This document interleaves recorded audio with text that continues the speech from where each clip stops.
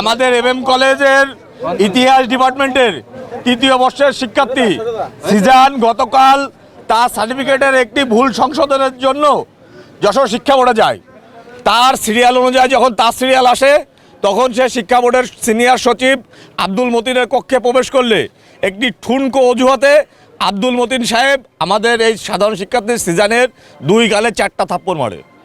এর কারণ কি আমরা জানতে হবে। এর কারণ এই আব্দুল মতিন সাহেবকে দিতে হবে যে শিক্ষার্থীদের গায়ে হাত তোলার অধিকারটা তাকে কে দিয়েছে।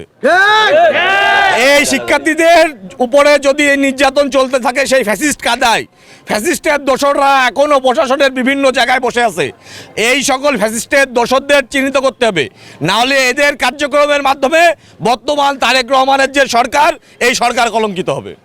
তারেক রহমানের সরকারকে কলঙ্কিত করার জন্যেই ফ্যাসিস্টের যে সকল দোসররা এখনও প্রশাসনের বিভিন্ন জায়গায় বসে আছে তারা এই সকল ঠুনকো অজুহাতে শিক্ষার্থীদের গায়ে হাত তুলে শিক্ষার্থীদের উত্তেজিত করার চেষ্টা করছে। আমরা এর সঠিক তদন্তপূর্বক বিচার চাই এবং আমাদের যশোর 3 আসনের মাননীয় সংসদ সদস্য এবং বাংলাদেশ সরকারের মাননীয় বিদ্যুৎ জ্বালানি ও খনিজ সম্পদ প্রতিমন্ত্রী জননেতা অনিন্দ ইসলাম অমিতের প্রতি আমরা অনিন্দ ইসলাম অমিতের কাছে বিচার দিচ্ছি এবং যশোর বোর্ডের যে চেয়ারম্যান তার বরাবর আমরা এখন একটা স্মারকলিপি দেব।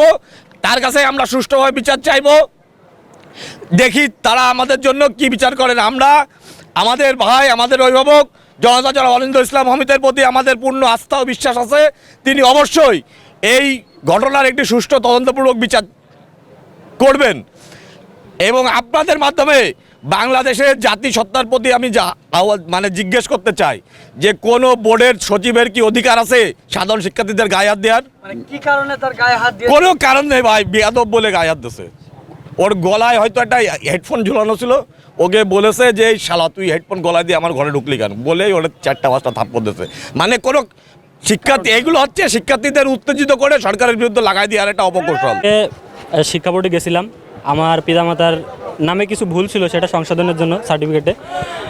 সেখানে আমার সিরিয়াল অনুযায়ী আমাকে ডাকা হয়। ডাকার পরে আমি রুমে প্রবেশ করি। আমার ডিপার্টমেন্টের স্যার ফজলু স্যার ছিলেন ওখানে। ফজলু স্যার আমার সিরিয়াল অনুযায়ী ডাকলে আমি সেখানে চেয়ারের কাছে গিয়ে দাঁড়াই। স্যার আমাকে বসতে বলেন। আমি বসার পরে সচিব একটা কাগজপত্র নিয়ে নড়াচড়া করছিলেন আব্দুল মতিন স্যার। উনি হুট করে আমার দিকে তাকায়, আমার এখানে কলার ধরেই বলতেছে শালা তুই আমার রুমে হেডফোন গলায় দিয়েছিস। আমার ওটা কানে ছিল না, আমার ওটা ভিতরে ঢুকানো ছিল, ওটা জাস্ট আমার গলায় দেওয়া ছিল। উনি আমাকে ওয়ার্নিং দিতে পারতেন যে এটা নিয়ে ভিতরে প্রবেশ করা যাবে না, কিংবা এটা যদি আমার অনেক বড় অপরাধ হতো তিনি আমাকে পুলিশে দিতেন, কিন্তু তিনি আমাকে 4-5টা চড় দিয়েছেন। আমি তার কাছে জিজ্ঞেস করলাম, স্যার আপনি আমার গায়ে হাত দিলেন, আপনি আমাকে সতর্ক করতে পারতেন, কিন্তু আপনি আমার গায়ে হাত দিলেন। বলছে তোর গায়ে হাত দিছি তা কী হয়েছে?